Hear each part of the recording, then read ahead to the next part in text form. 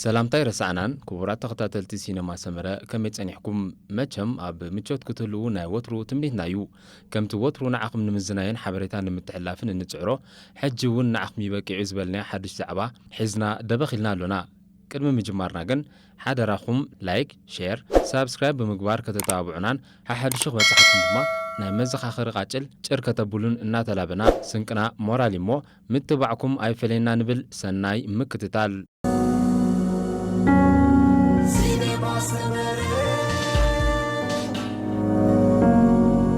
قطر قبر السدبان زي مخبارة كدن نقرو ويسكتو كاسي قبقى إيروباوان بسم سبعو مسالات أمثيلكا سيد أناو تكبار قبر السدم أب مولو عالم كاسفحفحو كابزي جمرو قليل يقبرون وانج عالم كلتشان عسران كلتن قدمي 10 عامتات قطر كم تنقدو انتس بقبوديو بعدل توسينو ايو سرعاتن حق نايت هاجر تختيلكا خدكيد دما بفنچاخا تقدد بفلايتهم نتفطروم قيروم أودات كلو نو نحنا أوالد إنا زبلو زي داقم سقمتي توزلهم زلا غطر كابتي دس زبلكا نغريو إيروبيان هاجرات دما نايتهم شدشة شحن حموشم إنسابات أم مسرح الساليمات مويتهم استبهلو كانتاب حاليوت هاليوم زي كونه أجندهم سلا زي تتكبر يوم زعقر قرو زلو تذكرم جن أبزان نبر الله زلنا عالم كم إيروبيان جرو بدم سبز أجابة يلن مراحل سلفي سرعة نازي ناي جرمن أدولف هتلر راي 6 مليون إسرائيليين مالت أيهود أفرنو أن تتقى كم زصنوتهم أيرسعن فرانس كساب كلتا مليون زخونو الجرايان ون أصنيتها أبز غزيزي فرانس كاب 1 مليون زي حلف أب عامتنا أفريقيا تحجز كساب 520 تريليون دولار زخون كا بزتفلالي أجواب تسرق جزائر سرعة طليان ون نابوتاتنا ناب تربلي وسيدا حاوي 5 جابتومن بقصر وحدات زي كون إيرتراويان كم زصنتاتن أيرسعنيو إنجليزون بقديا أذن طاليان تخيلون زغر فابريكاتات كم تلفريكا زأمثل أقحة حقيقة خاب كتما أسمرا ناب كتما لندن أجعزاتنيا ناي بلجون بتمساسالي نايتي أنكو تصفى أفريقيا زنبرا مراحي ديمقراسياوي ريبابليك كونغو باتريس لومومبا كاتيلا مقابر في حرا وسيلا أكالاتو بأسيلا كاتسيلاتو أبز قربا جزيزغا ورقصو نطرع عكيباتو سلس أنحت نسدرو أركيباتو إزون كالي تمساسالي قفعيو اتزحزن اتهاجر بدحريو كساب حجي وكينات حدحد اي تقادفان ايروبايان غنا انا رأيو اتسقطو ناي كومينيسمان مراحت حبرت سوفيت كامو زربا يولون نمبولن ابتا هاجر زنبرا ابيات كريستيانات بدو زريم اتيمن نتم كريستيانات كا ناب الوتا 4 ديجري سنتيغريد بورچ استشفنه كتكات زبل زحلي زركبو بيت مأسرتي يداغنوم نيروم سلامتاي غن حجي امتي كاو كتبلوني تقول يخم غنا نسوم ون كساب حجي يقريتا اي حتتون كحتون دلت يبلومن كساب حجون اتجهست بصور يزفصم زلو إيروباوያን ኣብ ልዕሊ ኣፍሪቃ ዝፍጸም ዝነበረን ዘሎን ግፍዒ ብሰሪ ሰብኣውነት ዘይብሎም ምዃኑ ግፍዖም ኣብ ልዕሊ ነብሲ ወከፍ ኣፍሪቃዊት ሃገር በሰልኡ ገዲፉ እንከሎ ቀጠር ጥራይ ዘይኮነት ዋላ ንሶም እውን የቕሬታ ክሓትዩ ዘለዎም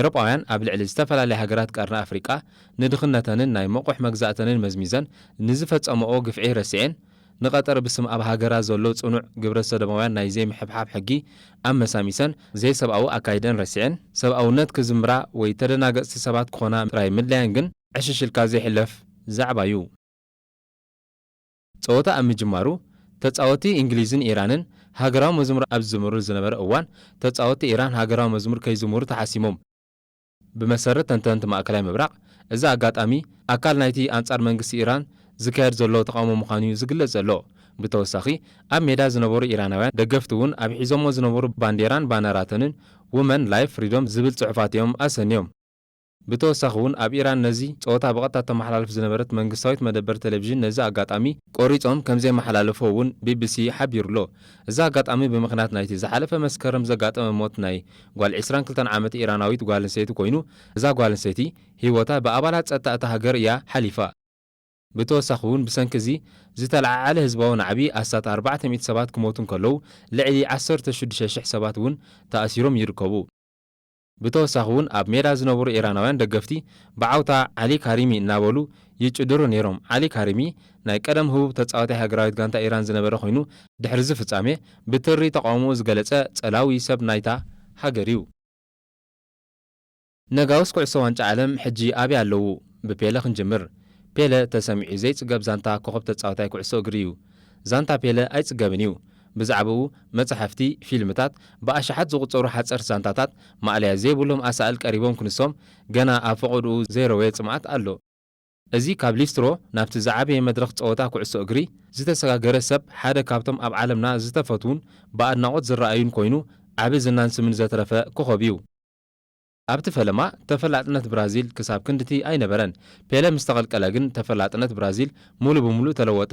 ኣብ ውሽጢ ብራዚል ፔለ ሃገራዊ ኣርማ ጥራይ ዘይኮነ ስሙ ናብ ሃገራዊ ሰንደቕ ተለወጠ። ዓለም ብምሉእ ከዓ ብዛዕባ ብራዚል ይንኣስ ይዕበ ኣፍልጦ ረኸበ።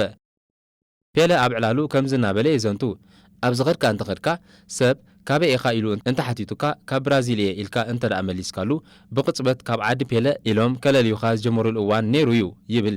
ንዓይ ዋላ እኳ ብዕድመ ንኡስ እንተነበርኩ ዓብ ሓበን ይስማዓን ነይሩ ኸኣ ኢሉ ይውስኽ። ፔለ ብድኽነት ይዓብዩ ኣብ ትረዝ ከራከዝ ዝበሃል ዓዲ ብ23 ጥቅምቲ 1940 ተወሊዱ። ኣብ ባውሩ ዝበሃል ከተማ ሳን ፓውሎ ከዓ ኣብ ፈቐዶ ጽርግያ ኩዕሶ እናተጻወተ ዓብዩ። ኣቦኡ ብግዚኡ ተጻዋታይ ኩዕሶ እዩ ነይሩ። ተገዲሱ ከዓ ንወዱ ጥበብ ኩዕሶ መሃሮ።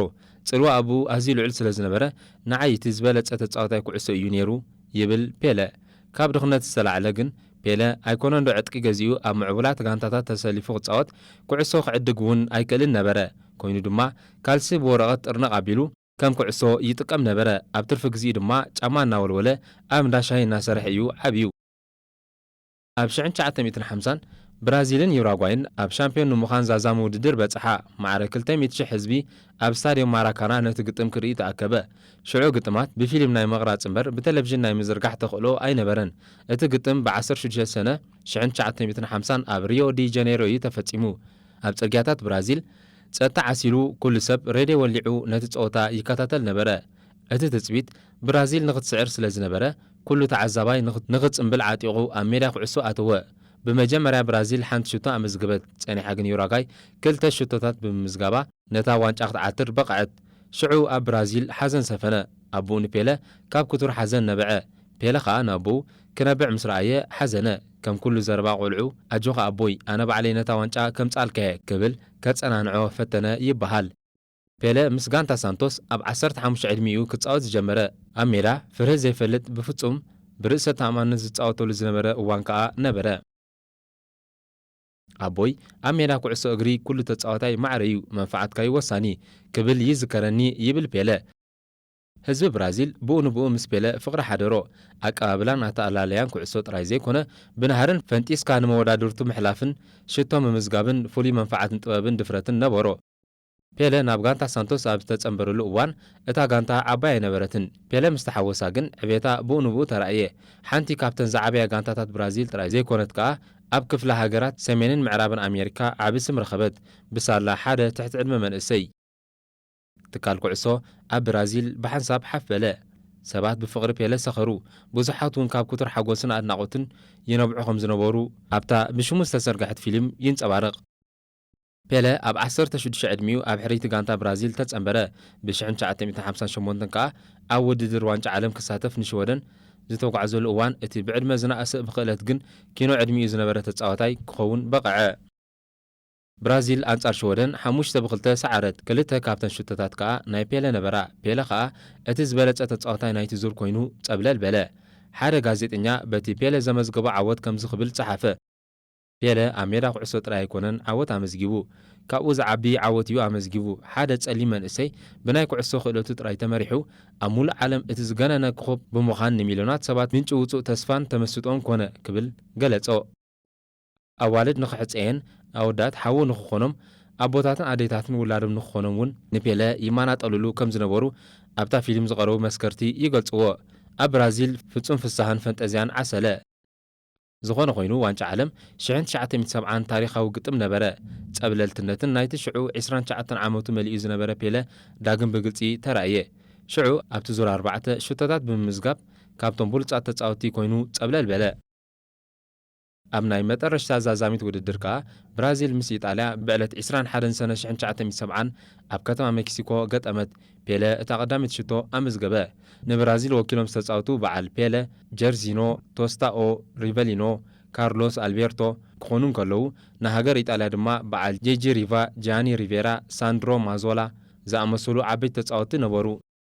ካብ ኣፍሪቃ ንመጀመርታ እዋን ሞሮኮ ኣብቲ ውድድር ተሳቲፋ ፔለና ሃገር ወኪሉ ንመጠረሽቲ እዋን ዝተፃወተሉ ዓመት ነበረ።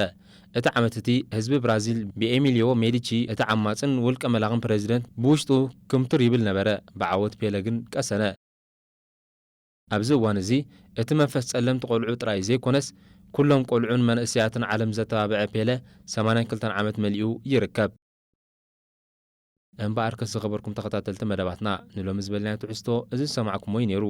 በዚ ነቕርበልኩም ዘለና መደባት ዓጊብኩም ክትኮኑ ሙሉእ ተስፋና። ኣብ ቀጻሊ ብኻልእን ሓድሽን ትሕዝቶ ክሳብ ንምለሰኩም ጸጽበቑ ንምንየልኩም። ክቡራት ተኸታተልትና ከምቲ ወትሩ ስታፊኹም ኣብ መደባትና ዕዙዝ ስለ ዝኾነ ርእይቶ መእረምታን ነቐፌታን ኣብ ምሃብ ኣይትሕመቑ። ከምኡ እውን ብወገና ክቐርብ ኣለዎ ትብሎ መደባት ጀባእ ክንብለኩም ወትሩ ቁርባት ኢና ዘለና። ኩሉ እቲ ዝቕጽል መደባትና ኣብ ሰዓት መታን ክበጽሓኩም ከዓ ሳብስክራይብ ብምግባር ነታ ናይ ደወል ምልክት ምጽቃፅን ሸር ምባልን እጃምኩም እዩ እሞ ኣይትረስዑ እናበልና ደጊምና ብምክታልኩም ኣዚናይና ነመስግን። ኣብ ቀጻሊ ብኻልእ ዝተፈላለዩ መሃርን ኣዘናጋዕን ትሕዝቶታት ክሳብ ንራኸብ ሰላም ጥዕናን ራህዋን ንኹልና ሰሰናዩ።